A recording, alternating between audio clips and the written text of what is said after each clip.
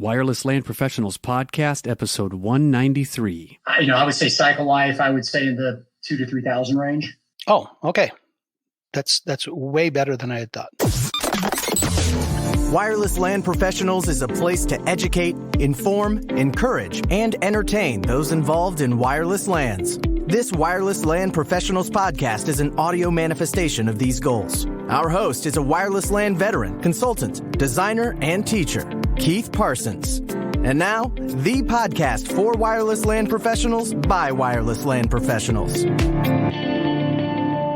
Welcome back to Wireless LAN Professionals Podcast. And today I'm here with two people from AccelTex, Chris Marco and Carter Burke. How are you doing, guys? Doing great, Keith. And Matthew, thank you for having us on today. Yeah, everything's great here. Glad to be here with you guys. Well, no one else can see this because this is an audio podcast, but you guys are both sitting in front of a really blue wall.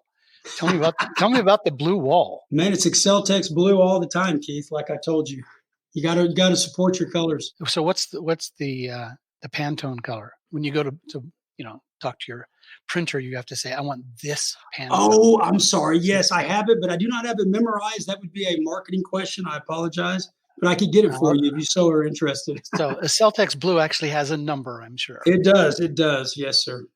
Well, we're here to talk about the Wi-Fi side of AccelTex, and specifically, I want to talk about your Accelerator battery pack and the new version that's coming out. So how about if you first just tell our listeners in the first round, what was the idea behind the V1 it's been almost a year now, right? Yeah, I think originally on the version 1 of the battery pack, the idea was really trying to give site survey engineers a tool that was smaller, compact, easier to use, longer life, and as opposed to some solutions that have been in the market for a long time that even use things like lead acid battery technology were very heavy, very clunky, hard to recharge, and just not as portable as we want them to be. So we wanted to be a tool that could be very portable, slip into a computer bag if you need to, but at the same time have the kind of features that you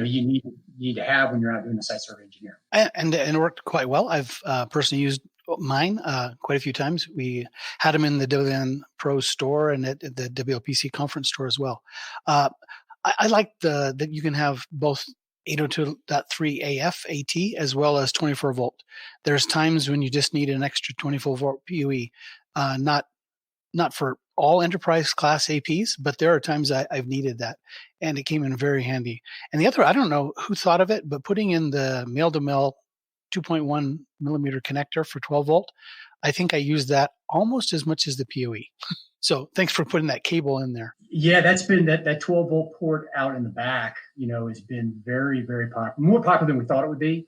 We knew some really practical applications where you could use that, and take advantage of the fact you had this battery pack, but it's been very well received feature that has been used in a lot of applications we never really thought it would be used for. So it's a great feature that we definitely will not take out of the battery pack. And since I'm, what I use it for is if I've got it, well, I've got a lot of 12 volt other things I charge, but when you're doing site surveys, a lot of APs have a 12 volt DC in, and then I save all the conversion cost of going from 12 volt, pushing it up to PoE, then it's just going to get turned back down to 12 volt on the other end anyway. So yeah. Good choice. And the other is I've had to at least twice now open it up to the TSA agents, and I like that it has really big letters saying what its rating is, so you can actually point to it. It's not like hidden. You don't need to take it out of magnifying glass. It's readable even from old folks like us. I'm talking about you, Carter. Yeah. Hey, thanks, Keith. We were in that soldering class together and both wishing we had magnifying glasses. We wish we were. And I realized very quickly in that class that I don't have a great future in that. I have people that do that for me, and that's the reason why. It was still a fun thing. Oh, it was great. It was a lot and of fun. Joe will be doing it again in Phoenix too. So if anybody missed out on the soldering deep dive with making your own potato pie, that's going to be available again. Well, so you made this device for doing portable powering. What other uses have people found for it? Well, a lot, obviously outside of powering a standard, 802.3 AF or AT type of device. Again, it's the the 12-volt port in the pack. We've had the 12-volt port. We've had a lot of interesting applications with the ability to provide 12 volts out. Like, for example, we've seen customers use it with like a cellular router, like a Cradlepoint router, that they can plug it in and use that to power it remotely. And we've seen those routers powered for 8 to 10 hours with the battery pack, where they can provide a hotspot type of cell with with cellular backhaul. And that's been kind of an interesting application. We've actually developed what we call a Cradlepoint to Go kit, where we've got the battery pack in there and it can, power these routers. And it's almost like a portable communications kit that is used in disaster recovery and all kinds of interesting applications. And the nice thing is it's very light and easy to carry, which makes it excellent to be portable. I was just on your site looking at that going, hey, that's kind of a cool thing. What's the kind of rounding? Is it a cellular antenna? Yeah, that's a 5-in-1 antenna. It has 2 LTE ports, 2 Wi-Fi ports, both dual band, and a GPS port. So that would plug into the cellular router with the battery pack powering it. And then the cool thing was we actually designed that unit where you can use the PoE out on the battery pack connected to the router and plug in, something like a SIP phone, a camera. And so when you're remote, you've got the cellular backhaul, but you're able to power the devices with the battery pack. So the battery pack's not only powering the cellular router, the Cradlepoint router, but it's also powering, again, like a camera or a SIP phone that, it's all connected. And you've got your backhaul connectivity. So that one antenna is driving everything that Cradlepoint needs, both its LTE and its Wi-Fi. Correct. And have you noticed any difference with the lid down or lid up on that? Not really. I mean, there just hasn't been much attenuation with the lid down on that. So it's been kind of cool. And you're getting 10 hours with it. 8 to 10 hours in that range with both the Wi-Fi running and the obviously cellular backhaul. There's times I wish I had one of those. When you're someplace and you just absolutely need Wi-Fi and you don't have it. Yep. So you have your, I don't know your part number so well. I just call it the V1. Yep. You have a baby one too. It's like the 0. Yes. I don't know anything about that one. So fill us in on what your baby battery is. Yeah. So that one is more of a lower cost entry level battery pack. It's not going to do near as much and doesn't have as many features. It's very similar. It's similar in size, form factor. The battery cell that's inside, it's the same, but it's going to have limitations. It only does AF power, and it's not even fully AF compliant power. So it's just going to send power no matter what. That gets cost out of the battery pack. And then it also has a 24-volt port as well. But then that battery pack it comes with a case, but it doesn't have the protective case and the straps and a lot of the other features that you get with the other battery packs. So it's more of a low-cost entry level, doesn't have the features, but something that we have some customers that really are almost more interested in the 24-volt port than anything else, and they don't need more than AF. So it's a pretty cost-effective way to get that functionality, and a much a better price point. But in a PoE environment, it's 10100 only. Correct. It's right. That's the other downside to that one would be 10100, not 10000. During last year's WLPC, one of the sessions was running. We used your Accelerator V1s for a bridging deep dive, and found that no matter what we did, we kept getting 100 meg limits on our bridge links, and then later found out it was because we're using the 24 volt and it has a cap at 100 meg. Correct. It was understandable at that point to go, oh, okay, it's not our bridges. Yeah. So just a heads up, if you are doing the 24 volt, it is 100 meg, which for a lot of instances is all you need. So let's bring it up to current space. Well, not quite current, as Carter said in the pre-show. Just about ready to be shipping a new V2. So what was your process of coming up with the V2 design and requirements? Well, we had some ideas, some additional features and capabilities we wanted to add to the battery pack. And then we got a lot of great feedback from the field. A lot of engineers gave us, what they thought were, would be priorities and a list of things would be cool to have in it. And so that's kind of what drove this next generation of the battery pack and the features that we put into it. And we can go through what the differences are between the current V2 and what I'd call really, or the V1 to our V2, which is going to be this latest greatest version. Well, go ahead. Let's hear about the latest greatest. From a power perspective, the differences are there's probably 3-4 different differences. The PoE output, we're going to support not only 802.3 AF and AT, but we're also supporting BT power as well too, and that's going to be both type 3 and 4. Well, tell us what BT means. Well, BT is for I guess before in the past it was called PoE++, but it's really focused on 60 watts and 90 watts. So, you have with AF, you've got 15 watts. With AT, you've got up to 30 watts of power. And then when you get into BT, it's, devices that need higher levels of power going into 60 and 90 watts. And the difference between the 60 and the 90 is the type 3 versus type 4 and that BT support level. And you support both of those with the new one? We support both of them with the battery pack, yes. Then my favorite is you added USB-C, yes, which I think everything in the world should have USB-C. Will it have only a C port or will it have an A port as well? It has a USB 2.0 port. We maintain that so you can charge your cell phone. But we also added the USB-C port so that you could potentially use it to charge your laptop or other devices that need more than that need higher wattage to be able to charge.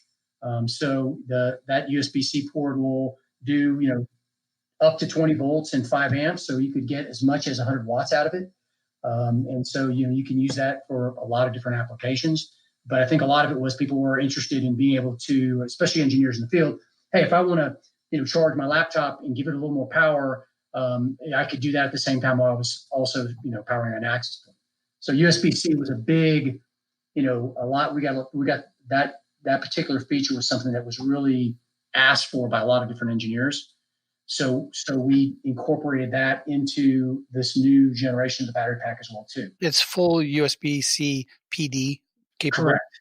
So yes. it does all the thinking part. Whatever you put in, it just figures it out. Yes, it does the handshake and it will determine what the power requirements are, and you should be good to go. Have you tested it with like MacBooks? Yep, works great. MacBooks, and I've got a Lenovo ThinkPad that we have tested it with as well too. So it works great. So here's the bigger question. Have you tried using the Accelerator, either V1 or V2, to charge either a AirCheck G2 or a Sidekick? I have not tried to charge either one of those. We've just tested with laptops. Okay, just throwing that out there. I know it's only 12 volt, which means it could take forever to charge it. But with USB-C to an adapter, thinking up to 20 volts, you might be able to drive some of those as well. I just know there's a lot of people have been asking, I would just like to have one device that I can charge everything with, and that might fit. Well, those are some things that we're looking at for even our future generations of the battery pack as well too. And you added a threaded little insert so you could mount it on tripods. Yeah. So outside of the kind of the power side features of it, we did add an interesting feature that was really feedback from the field saying, could we have some kind of threaded insert where, we could, come up with our own mounts. And as long as I've got a threaded insert, then I know what I can attach it to. I know how I can attach to the battery pack. I'll just, develop something that fits for me and how I want to use it versus, having to use, so let's say the straps that come with it. So we put a 1/4 inch, it's a standard threaded 1/4 inch insert that'd be similar to you'd use for like a tripod. And you could use a tripod mount on it if you wanted to and put it on a tripod, or you could, use that to develop your own mount and get creative on how you want to mount it in a way that suits your needs. And you can get 3/4 inch threads to go to any of the GoPro type mounts. Yes. And there's a whole wide variety of those. So you wouldn't need to, I like the straps and the little case that comes with it. That's a nice add-on, but it feels so good to hold it. Yeah. I like the rubber. I love the rubberized coating, and even though the little cutouts work for the kind of leatherette case around the outside, it shifts around, and sometimes the case will shift and I'll hit the button. Yes. Turn it on. So I leave mine naked most of the time. But then again, I have my iPhones naked too. Where we tried to, around the power button, enlarge the cutout on the leather so that if it does shift a little bit, it doesn't catch that power button. That was some other, great feedback we got from the field as well too. Oh, so I'm not the only one who's had that happen? No, not at all. It's happened to me, pulling it in and out of my computer bag at the airport. And if you don't see the light turn on, it just sits there and kind of drains. But the nice part is I've had mine off for weeks and walk in and it's still charged. So Yep. It's got a pretty slow drain, which is nice. And the little visual cue of how much, is left. I've never calibrated it to see how close it is to reality, but it's just easy to look and say, 20% left. Have you guys done any testing to see how realistic that fall off is? I would say it's pretty close. It's pretty close. I mean, when we see it start to fall off, you see more than anything, you'll see it fall off more quickly as it gets to a lower percentage. But it seems to be pretty accurate especially when you can toggle between percentage of battery and voltage. When you look at the voltage, and we've measured voltage on it, so it's pretty accurate. And there's some interesting feedback we've gotten from the field. People are like, why is the meter on all the time? Why won't it shut off? Isn't that draining battery? Well, it does drain battery if it's on, but it's so small, it's not even noticeable. To your point, I've had my battery pack in a charged and in a bag. I haven't used it for weeks, and I come out and it's still at 99% charge. But the reason we leave that on is so that if you're using it, you can just glance at it, and it's pretty big numbers. So if you're 3 or 4 feet from it, you can still see what's the percentage on the battery pack. You don't have to go all the way over to the battery pack, push the button to actually see it. You can just kind of glance up at it and see, hey, where am I at on the battery pack? Which is kind of nice when you're doing a survey and you don't have to stop what you're doing to go, what's the fuel gauge? Hit the fuel gauge on the pack. Well, talking from an old man with old man eyes, I appreciate that. In any other options you're looking at from a charging standpoint, I was looking to see if I could get this isn't you, but you might think of it as a product. Getting a PoE injector to recharge my Accelerator battery. I'm on site. It's there. Power's coming out of the wall. Eventually, I'm going to push, AT or BT out the other way. Why not take it on the way in? We've had that asked. We've also had people ask about charging it with a USB-C power plug versus a barrel connector and a separate power adapter. So those are things we are definitely looking at, I'd say, for future generations and trying to figure out how we can incorporate it. The one thing we're really trying to do is avoid making the form factor any bigger, and trying to keep it small and slim, because that's really been a benefit of how compact it is and how easy it is to carry. So we're definitely evaluating those for future generations, but taking into consideration some of these other issues as well too. The good news is, as much as the V2 is going to have a lot of cool things, we're going to get new feedback saying, this is awesome. I wish you'd have these things. And that's okay. That's part of the deal. So there'll be a V3 at some point, I'm sure. So yeah, and we've had people ask us about, hey, could I, y'all have a PoE injector that you could power with the USB out port on the battery pack? So we're looking at that kind of stuff too. Yeah, it's just the little bricks are just the pain. I mean, how many of those you want to carry? So I'm trying to get it down where I just carry 100 watt brick that charges everything. So if you had USB-C in instead of just out, that would solve my problem. I don't have to carry one with me. You're not the first person I've heard that from. So that's good. That's good feedback. Well, what's next for AccelTex? Not just in the battery world. I was surprised by your cradle point offering. What other kind of cool stuff do you have coming down the pike for wireless folks? Well, I think if we look at across all of our product lines, we've got new products coming out in terms of unique antennas. We've got some smaller form factor antennas that we're coming out with for stadium deployments and other applications where customers want things that are just aesthetically pleasing. So we're really trying to come out with, across a lot of the product lines, more compact and aesthetic focused kind of derivatives of the current products that we have now, whether it's enclosures and customizing them, using skins and those types of things. But with antennas as well too, we're trying to really make things smaller and more aesthetically pleasing, so it's easier to hide and easier to install, those types of things. And when also Keith staying on top of the different OEMs on making sure we're coming out with the latest AX stuff, whether it's even the antennas, but also mounting solutions for, just to make sure that, we're thinking through the different scenarios. The good news is we're able to work closely with those, different companies to stay kind of ahead of the curve when they're launching stuff, which helps. Well, I know you've worked with Ekahau on getting your antennas into their software. Just today, kind of telling when we're recording this, this morning, Ekahau released their some updates to their software, and one of the pieces is when you drill down to an antenna, there's a way you can hang it on a wall instead of on a ceiling, which a lot of people do. But you have mounts that allow them to stay in the I want to say correct form with the dome down. So give your feedback to Ekahau on that one, because when they mount them on the wall, they mount them domes to the side. Oh, really? Okay, I'll have to get with Miko. So get with Miko and say, no, we have a way to fix that. It doesn't have to go that way. Yeah, I'll get with him. That's good feedback. I did not know that, but thank you. Well, it was only like 2 hours ago, so you have an excuse. Well, I want to thank you for your time talking about your new batteries. I can't wait to see the new V2 come out. I've worked mine pretty hard. I don't know the exact chemistry of your batteries, but what's the recharge cycle that we should be looking at when we get one of these? How many times should we feel pretty comfortable in using it? I would say cycle life, I would say in the 2,000 to 3,000 range. Oh, okay. That's way better than I had thought. And plus, we have the fast charger, Keith, that charges in about 3 hours. So we're able to, get it recharged quickly, which was a big goal of ours always. Is there a limitation if I've been draining it, and it gets a little warm? Does that fast charge go slower because it's got to cool off first, or can it just take it right from I'm empty, reload me fast? I mean, that's what we've seen. We haven't noticed degradation based upon heat or other issues. So, I would say whether you're halfway down or you're all the way down, I mean, we've seen that it's been pretty consistent in recharging at a pretty, consistent rate. Well, I'm kind of lazy, I guess, because I've never emptied one. Well, you can also, if you're in a situation, you can charge it while you're using it. Just if you're ever in a situation, some people do that just to keep it charged. But, obviously it's a battery pack. You're usually not getting that. You're not having that flexibility.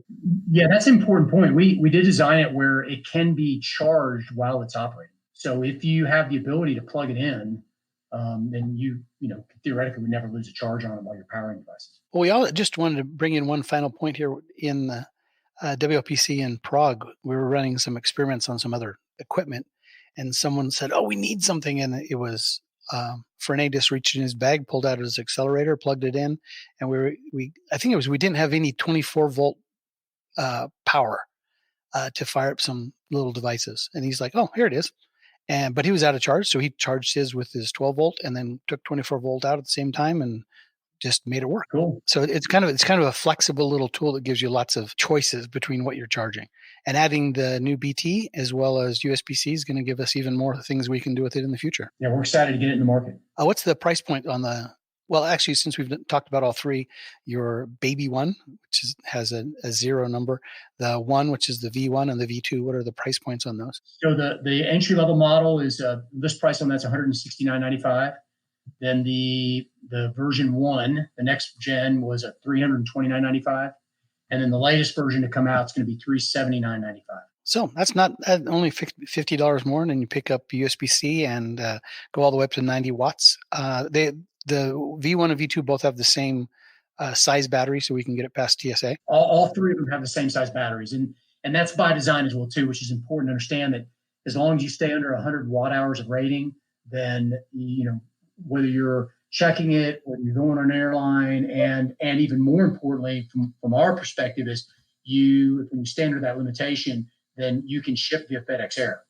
So with appropriate labeling on the outside of the box. So that's why we've designed around that maximum capacity, so you don't lose the ability to do those things.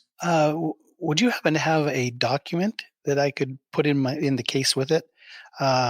Some airlines are a little freaky and just see a big battery and kind of freak out. You try to show them the numbers and they don't quite get it. Yeah. So it'd be helpful to have a official looking document for some international TSA agent. What you're asking about, right now we don't include something that they open it up, that they'd look at it and would say that.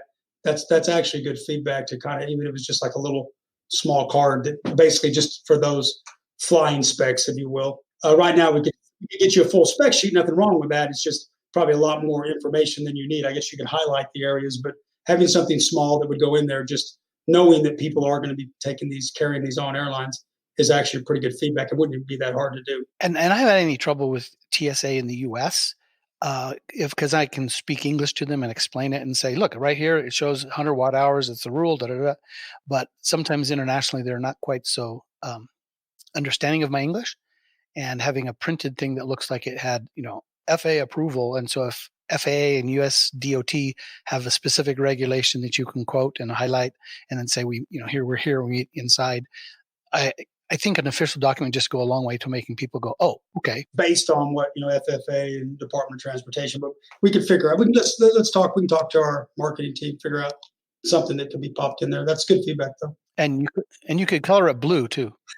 Well, there's some international standards for batteries and what's acceptable in terms of shipping these batteries. And I know that, like, for example, FedEx follows the international regulation, which is called UN 3481.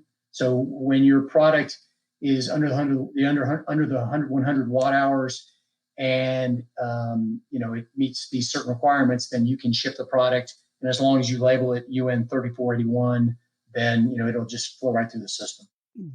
That sounds like it would be a perfect thing to add on there. Well, thanks for, talking to us today for the last little bit. I appreciate you taking your time to share with us. Any kind of point in time when we can expect seeing the V2s hit the market? Before the end of this calendar year, soon. So this could be a nice Christmas present people ask for. Exactly. Yeah, you may get one in your stock, Keith.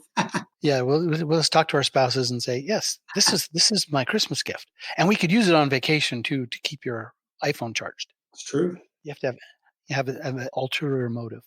Well, thanks again, guys, and we'll see you probably in Phoenix in a couple months. Yes, sir. Sounds great. You guys have a great Thanksgiving, and thanks for including us. Yep. Thanks for having us. 10 Talks. Hello. I want to talk to you about RF maths and wireless. Didn't we just do this? Yes, but Gunnar had a much bigger budget than me. Mine is the low budget version of calculating wireless airtime. So my muggles, right? People that don't understand the magic of Wi-Fi. My only link to magic and Wi-Fi is that my dad was actually called Merlin, so I am the son of Merlin. I like it. That was his real name. Really, yeah. So Wi-Fi can seem like magic. It can seem very, very magical. But we need to understand some basic premises of Wi-Fi. Okay, it's based on the CSMA CA, the listen before talk strategy. You listen. Is anybody else talking? No. Okay, pick a random number, count down. When the medium's free, you transmit. Nice and simple. Little traffic air control in the bottom here. That the importance of coordination, right? And I love this little children's book, Share and Take Turns, which is basically our mantra in Wi-Fi, right? It's statistical. It uses the concepts of acknowledgements and retries. We use timers, spaces, and slots. It's contention-based. We have the concept of a random number. Pick a random number. So I'm connected to 48 megabits. Let's keep 48 megabits, keep it simple. My throughput is 24 megabits. Why is my throughput 24 megabits when I'm connected at 48 megabits? We always assume, as the very basics with wireless, with Wi-Fi, there's a 50% overhead. So I want to show you where that 50% overhead comes from. Okay? So you pick a random number from between 0 and something called hash max, which varies based on have you tried to send a retry or not. So this is one of my favorite things. You've got to fight for your right to transmit. It's called the Beastie Boy algorithm. Keith, you always call it the game, the DCF algorithm. We talked about it earlier. You don't just transmit. I need to say something. Well, I picked a random number of 15, so I'm counting 15 seconds, right? Nobody else is talking, but I have to wait before I transmit. And it's not 15 seconds, it's 15 slot times. So we have to dig deep and look at the maths. So this is the basic algorithm, variations of the algorithm. Ignore this one for now. Is the medium free? Yes. Have you waited? Something called a diffs. A diffs is an amount of time that you must wait. And the reason we specify it as a diffs, not as a single time, is because it's different based on whether it's 2.4 gigahertz or 5 gigahertz. Have you waited a diffs? No. Then you got to wait. Okay, go back around. Have you waited a diffs? Yes. Is your random number equal to 0? I haven't got a random number. Pick one. 12. Is it equal to 0? No, it's 12. 11, 10, 9, 8, 7, 6, 5. Somebody else comes along. Hello, I'm going to be talking for 137 microseconds. You set your nav to 137 microseconds, you start counting down. You don't even bother doing anything. Why bother? He just told you he's going to be talking for the next 137 microseconds. Okay. That little timer expires. Is the medium free? Yes. Have you waited a diff since the medium became free? No. So you've got to go back again. Is the nav equal to 0? Is the medium free? Have you waited the diffs? Yes. Is your random number equal to 0? No, it was equal to 5. Then we had to come back and start doing it all over again. So 5, 4, 3, 2, 1. Eventually, is your nav equal to 0? Yes. Is the medium free? Yes. Have you waited the diffs? Yes. Is your random number equal to 0? Yes. You may transmit. Okay? So I call it the DCF dance or the Beastie Boy algorithm. You've got to fight for your right to transmit. We also have acknowledgements. When you transmit a frame, you have an acknowledgement to that frame.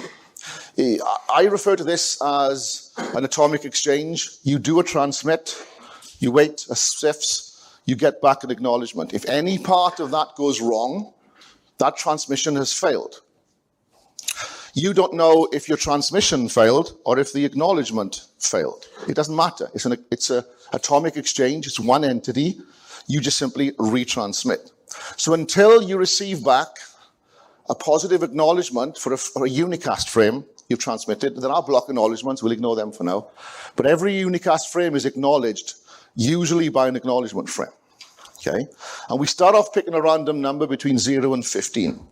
If we don't get a positive acknowledgement, it's a bit more mathematical, but this is for muggles, remember?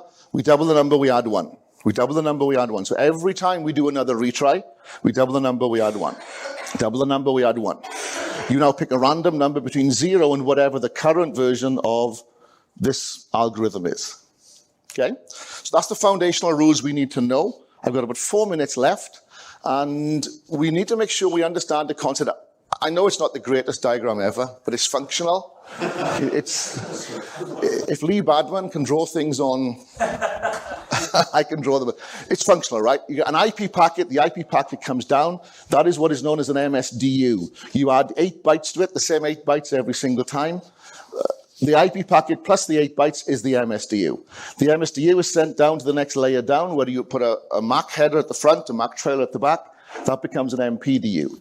That is sent down to the physical layer, where the physical layer of wireless does something that I don't believe any other networking system ever does. It adds a physical header to the frame. The physical header tells us lots of stuff about what's coming in the next frame. That becomes a PPDU. Okay?